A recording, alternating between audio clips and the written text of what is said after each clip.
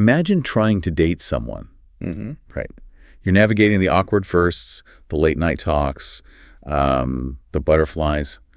But, well, imagine doing all of that when your future is actually their past. Yeah, it's a completely mind-bending premise. Right. Like, how would you even handle a relationship where the timeline itself is just, completely shattered? It's wild. You're basically showing up to an emotion that the other person has already processed and just packed away. Yes. It's exactly like two people reading the same novel. You're starting at chapter 1, reading forward, but they're starting on the very last page, reading backward. And somehow you're trying to have a meaningful conversation about the middle. Exactly. That absolute chronological chaos it's the beating heart of Cass Andromeda's book, Love in Reverse Tense, which we are pulling apart in our deep dive today. And honestly, if this concept hooks you, you really need to experience it yourself. We've linked the book down in the comments for you, so definitely grab a copy. Yeah, it really is such a fascinating read. The core conflict stems from this cosmic administrative mistake. The book actually calls it a grammatical emergency. A grammatical emergency. I love that phrasing. Yeah. But how does that actually work on a practical level? Like, if one person is moving forward and the other backward, how are they even, in the same room? Right. Let's break down the mechanics, because it's not just a standard quirky time travel rule. Cass's consciousness is essentially on a delay. Oh, okay. So her physical body is moving forward. Exactly. Her body's moving forward through time, but her mind is processing events that her timeline considers, already finished. So, like, if Elian says, "I love you," Cass can only respond, "I loved you too." Wait, because for her, the realization is already in the past. That is so heartbreaking. It really is. And then Elian is the exact opposite, right? Elian lives backward. They remember the future vividly, but they constantly forget the past. Wow. So when they first meet, the emotional timing must be a complete wreck. Oh, a total wreck. Cass feels the calm of a resolved memory. She, already knows how this goes. But Elian feels this sheer suffocating anxiety of bracing for an unearned future. A future they haven't actually lived yet. But wait, let me ask you this.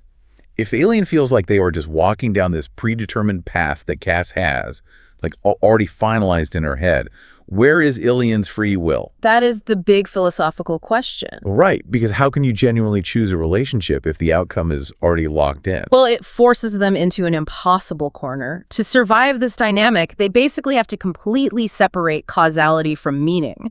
They have to accept that cause and effect are, permanently divorced for them. Oh, wow. Yeah, and by the way, the universe's administrative system is entirely confused by this. They are literally tracked in an error file hilariously named Developing Complications. Developing Complications, that's so good. So essentially, they have to stop caring why something happened and just focus on the fact that it did happen and, how it feels right then. Exactly.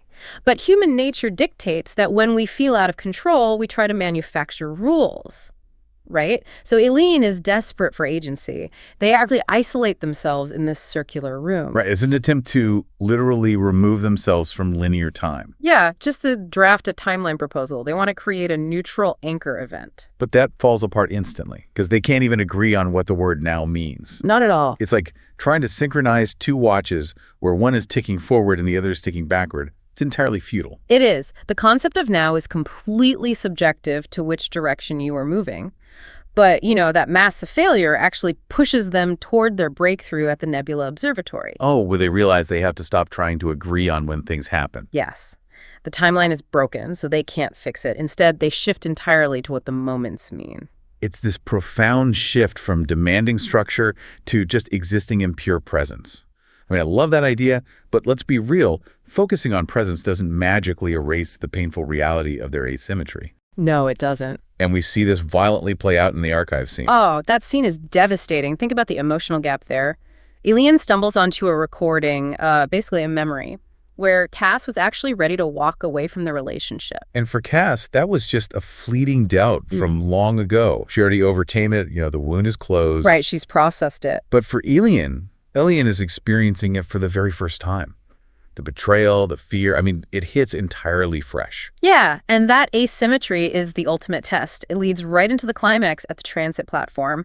Every piece of logic screams that this relationship is completely unsustainable. Right. It brings nothing but confusion and pain. Yet standing on that platform, Elian actively chooses to stay. Against all reason. Why? Because the story essentially argues that love doesn't actually require perfect chronological alignment. The willingness to remain despite the chaos and the lack of a shared reality is what truly matters. Yeah, and the universe's administrative system finally recognizes this. It updates their file to case closed, outcome successful. That is such a beautiful realization. Genuine connection can, exist entirely independently of a shared timeline. You don't need to be in the same now to be in the same love. Beautifully said. It's a reading experience you really won't forget. Seriously. And to experience the full emotional weight of this story, remind yourself to grab the book. We put the link right down in the comment section, so make sure to check that out. Definitely do it. I want to leave you with this final thought. Think back to that broken timeline. If you could know exactly how a relationship ends before it even begins, would you still choose to start it? Or does the beauty of love rely entirely on the element of surprise?